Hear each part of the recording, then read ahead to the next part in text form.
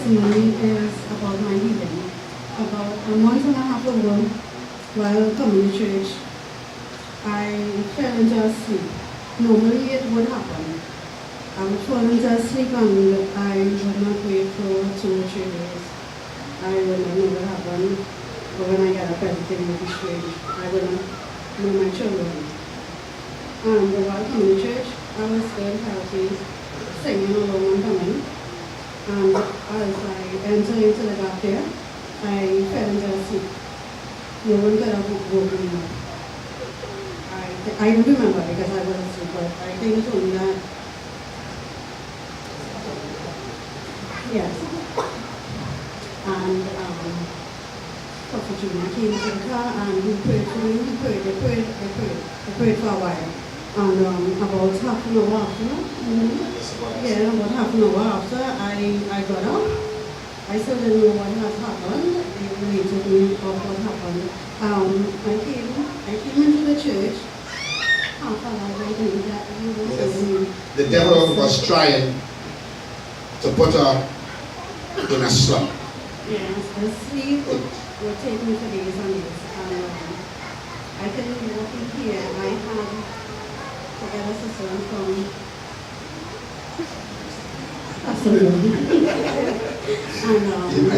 my husband, he helped me, and was trying to talk to Junior. They prayed until I finally came and Prophet Junior prayed again.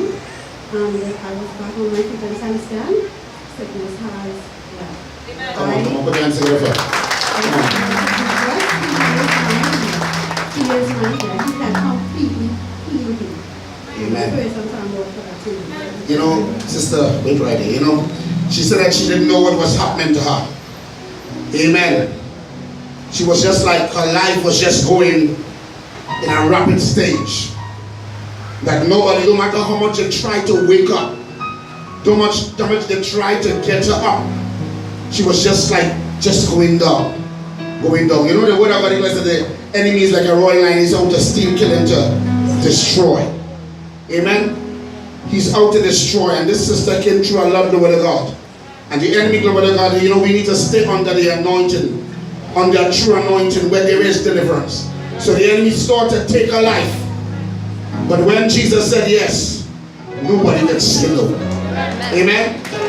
When Prophet heard what was happening, praise the Lord, he went outside and he laid hands upon her in believing that God is abundantly able to handle anything.